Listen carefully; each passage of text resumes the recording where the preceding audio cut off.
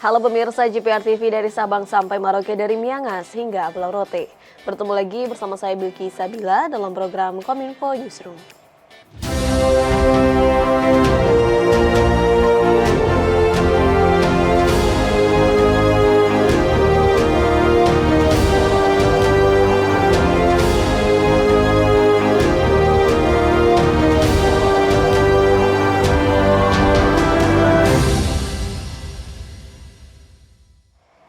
Inilah Kominfo Newsroom selengkapnya. Pemirsa, Direktorat Jenderal Informasi dan Komunikasi Publik Kementerian Komunikasi dan Informatika bersama dengan Komunitas Ikatan Jurnalis Pelajar menggelar workshop jurnalis dan literasi digital bagi pelajar maupun mahasiswa di Jayapura, Papua. Kegiatan pelatihan jurnalistik dan literasi digital ini dilakukan mengingat era saat ini adalah digitalisasi.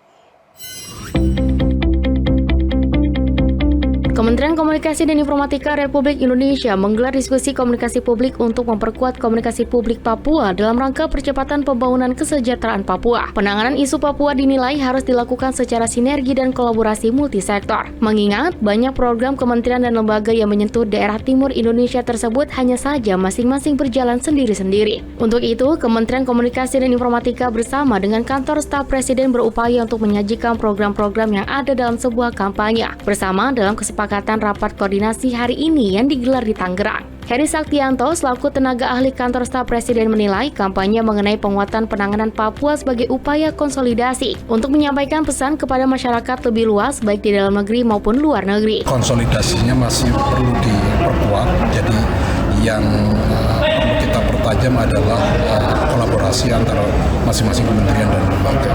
Jadi kalau dibilang cenderung negatif, tidak, karena memang isu Papua isu yang sangat dinamis dan kemudian memang membutuhkan sensitivitas dan membutuhkan perhatian kita semua, makanya karenanya diperlukan kolaborasi. Selain itu, pendekatan dalam penanganan isu Papua tidak hanya dilakukan dengan pendekatan Polhukam saja, namun juga berbagai sektor lain seperti yang dilakukan oleh Kepolisian Republik Indonesia yang memiliki program untuk memberikan secara teknikal nyata membantu berbagai permasalahan yang ada di masyarakat. Mas Lokan ini terutama kebetulan ada Satgas sendiri, ya, Satgas Sipil Mas Lokan yang diperakarsai tentunya oleh Bapak Kapolri dengan mengedepankan ke Korbimas sebagai ujung tombak. Nah, Korbimas ini memilih lokasi yang lahan-lahan mana yang kita bisa garap dan daerah mana tentunya daerah yang perlu yang perlu prioritas yang kita upayakan untuk kita masuk di Maslokan di situ, mengedukasi mereka yang memang hasilnya sangat signifikan, dirasakan sekali sangat signifikan, terasa lah bagi mereka dengan sentuhan dari hati, berkaitan dengan hati ke hati. Badan Penelitian dan Pengembangan Sumber Daya Manusia Kementerian Kominfo resmi membuka pelatihan Fresh Graduate Academy Batch pertama tahun 2023. Kabalitbang SDM Kominfo menilai pelatihan pembuatan chatbot ini menyasar terhadap profesional ataupun generasi muda yang sudah bekerja minimal 2 tahun untuk meningkatkan kompetensinya.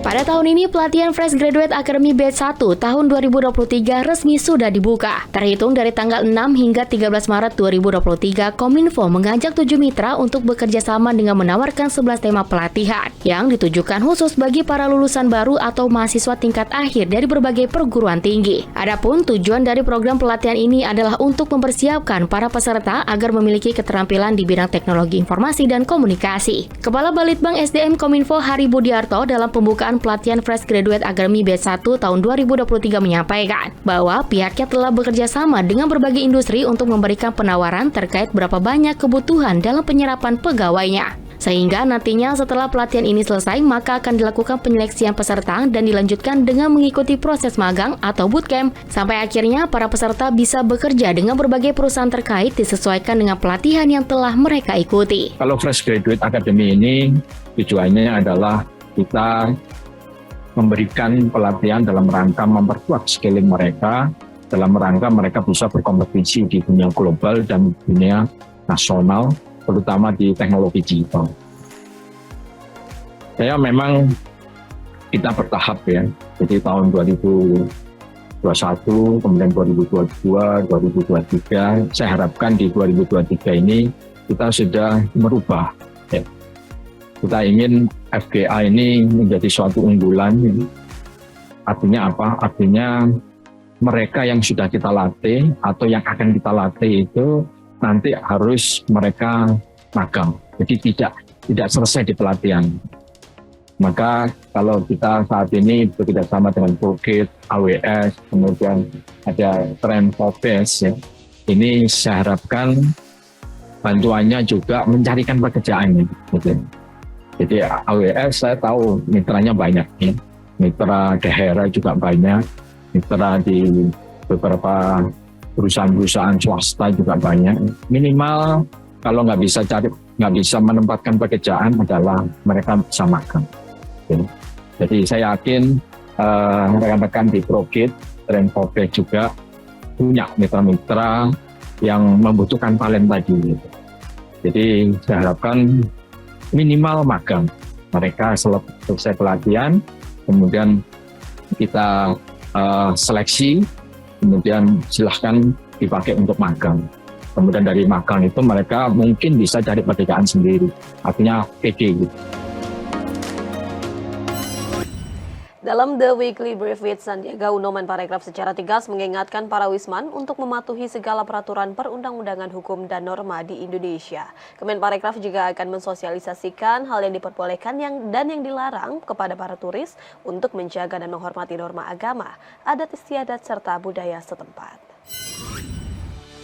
Seiring dengan banyaknya wisatawan mancanegara yang membuat pelanggaran di Indonesia, khususnya Bali, Menteri Pariwisata dan Ekonomi Kreatif Sandiaga Salahuddin Uno secara tegas mengingatkan para wisman untuk mematuhi segera peraturan perundang-undangan dan berjanji akan menindak tegas turis yang tidak menaati aturan hukum dan norma di Indonesia. Dalam The Weekly Brief with Sandi Uno, Menparekraf juga turut mengingatkan kepada para pelaku usaha di Bali yang menyewakan kendaraan bermotor untuk memastikan para konsumennya agar mematuhi peraturan lalu lintas, termasuk untuk tidak mengganti plat motor sewaan yang dilakukan segelintir oknum turis. Adapun langkah lebih lanjut yang akan dilakukan Kemenparekraf adalah dengan mensosialisasikan hal yang diperbolehkan dan dilarang, serta bagaimana para turis yang datang untuk menjaga dan menghormati norma agama, adat istiadat, budaya, serta nilai-nilai hidup yang ada di masyarakat setempat. Apabila upaya tersebut tidak didengar oleh para wisman, maka Kemenparekraf nantinya tak segan untuk memulangkan para wisatawan yang kerap melanggar hukum di Indonesia dengan melaporkan ke kedutaan negara terkait serta menempuh jalur deportasi. Nah, kami bekerja sama dengan pemerintah daerah Provinsi Bali, kabupaten, kota, dan juga di bawah koordinasi KSP, kami akan meningkatkan sosialisasi agar para wisatawan mengerti secara detail apa yang kita harapkan dari perilaku mereka selama berwisata di Indonesia. Untuk mengatasi permasalahan ini, kita harus terus tingkatkan mekanisme kontrol pelaksanaan dengan penegakan hukum, jadi pengawasan dan juga enforcement, kontrol dari teman-teman kepolisian, dan juga kita berkoordinasi dengan teman-teman dari imigrasi dan lintas kementerian lembaga, serta ada perlunya pengawasan dan penertiban pada peran pelaku usaha kepada wisatawan asing dan sanksi sosial yang akan diberikan, misalnya menyewakan motor. Itu harus dipastikan mereka memakai helm dan jangan diganti platnya itu dengan turis dari negara X misalnya. Jangan seperti itu, tapi ikuti dan kita harus pastikan bahwa mereka mematuhi peraturan lalu lintas.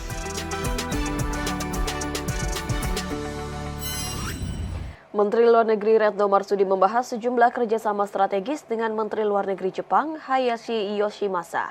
Hal ini disampaikan Menteri Retno dalam pertemuan strategik dialog ke-8 antara dengan Indonesia dengan Jepang di Tokyo.